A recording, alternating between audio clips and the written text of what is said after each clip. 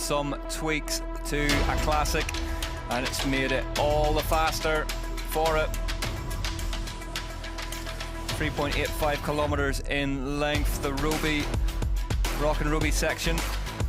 Still a huge part, but Shimano corner, the tech zone at top of the track, second tech zone for the Red Bull energy section. And now that links all into one big long descent before they head back down into the arena itself on that huge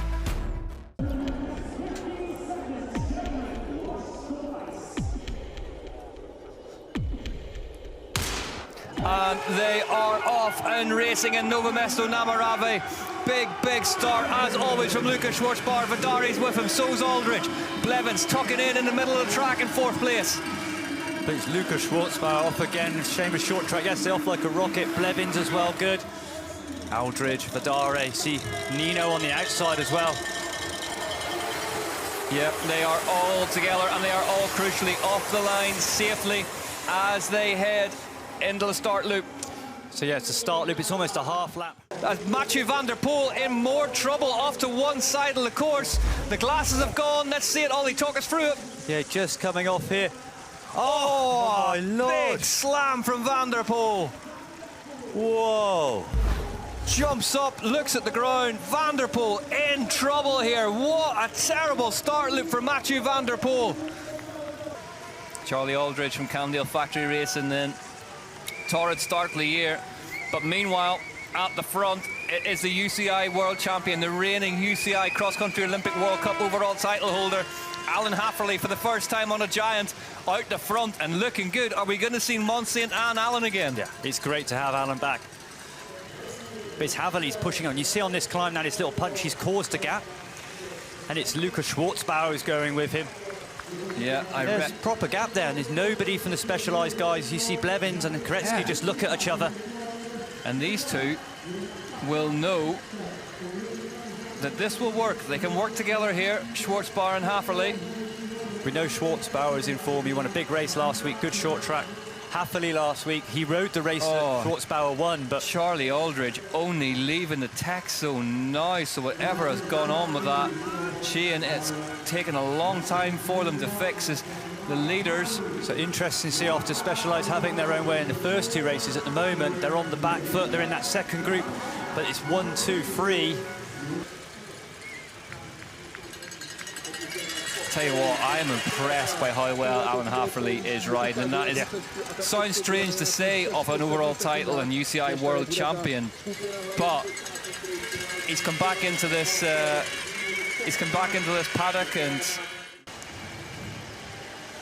he's going to have to be a little bit patient just till that the riders in front just spread out a little bit. And it is looking now as they come back together, Ollie. Is there a danger now that the frontless race starts to roll off and just, there he is, Mathieu van der Poel. You see the traffic in front. I mean, we've got one key line on this one, and then the other line is, it's not as fast. The establishment start to sit up and start looking around at each other. Yeah, this front group's time for a little snack, gel, take a drink, just get over the excitement of the first couple of laps. Hafferley time still. to just regroup. They'll be really happy with this situation, and the fact you've got the second group, the pace slowed at the front is just allowed that second group. So Puntner, Amos, Avendetto, Lars Forster. A lot of technical sections. What are we about to see here? Oh, that's a heavy impact. Huge crash there. You don't like to see that. Azaro leads Koretsky though. Hafferley still with the glasses up, so just obviously struggling for vision slightly out there. So what we seeing now, that is Mathieu van der Poel leaving the bike race. He's had enough. Mathieu van der Poel is out of Nové Město na Moravě. The Dutchman rides away despondently from his return to cross-country mountain bike racing. Ollie Beckinsale, I'm going to put you on the spot now. What is your hot take of that? Blevins so dominant in 2025, but he's got a big group of riders around him here. Haverly still in there as well in the white and the rainbow stripes. This gets a bit sketchy now, because now we've got such a big group. It's the start loop that again. you need to be positioning yourself the whole time. You see Haverly moving up. You know, it's a huge company, you know, one of the biggest bike companies on earth, and they do have that ability to just support their riders everywhere in the world. Yeah, I asked Christopher Evans after Brazil, when was he coming over, what was the deal? And he said, yeah, coming over, they're all staying in Lake Garda, but staying as a squad, they get support. So you're not having to sort out an apartment somewhere for a couple of months. It means you've got a base with the team. You know, we normally see a group of 3 or 4, but not, you know, we're on a dozen riders now. I think this could come down to a Blevins versus Haverly at some stage as well. Two of them at the front at the minute, and both of them looking extremely comfortable so far. There they are on your screen at the minute. This group still very much together. Top 8 or 9. We see the whoop live of Chris Blevins.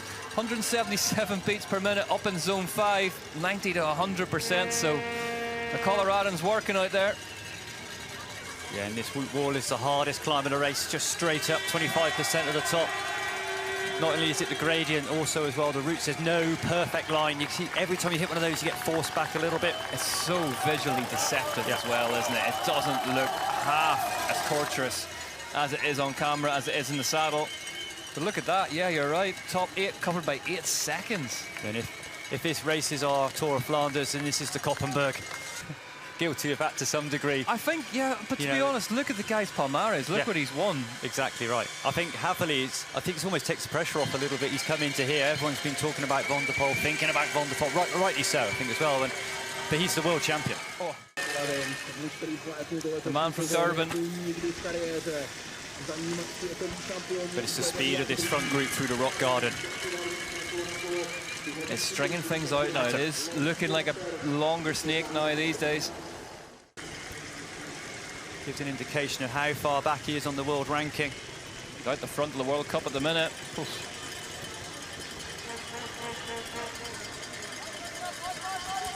Yeah, had to start at 56 board. He had to start 56th on the grid today. So to work his way up through, would have lost 30-40 seconds just on that first lap, but he's attacking now. He's Blevins following, the gap appearing now to Haverly. Yeah, Vital Albin ratcheting up a few clicks here at the top of the whoop wall. Really big move. Haverly now squealing. Azaro looking Is this going to be the move that ignites this race and gets it underway properly here in Nové Město na Moravě? It's been tentative so far after a high action.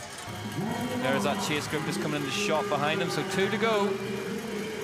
And that attack from Albin as well is starting to thin slightly as fans making their way down to the grandstands here in the arena for the final stages of this one. But Ollie, you like what you're seeing? Blevins just putting the hammer down, Punter going with him. Haverly struggling to follow. Haverly struggling to follow as well. So good in 2025, Christopher Blevins. It's been a tour de force, hasn't it, so far for this man? Victor Koretsky as well. You can see he just crumbled a bit on that climb, but he's now dropping back. 6th place now, 17 seconds. Koretsky in free fall currently over this portion of the lap. Certainly Blevins, Punter, Forster, Azaro, Haverly, then Victor Koretsky. It's not Punter's job to lead now. You know, he has never had a podium before, so he's going to go into podium mode. It's not his job to chase. There's the bell. Christopher Blevins in, leads them on to the final lap here in Nové Město na Moravě.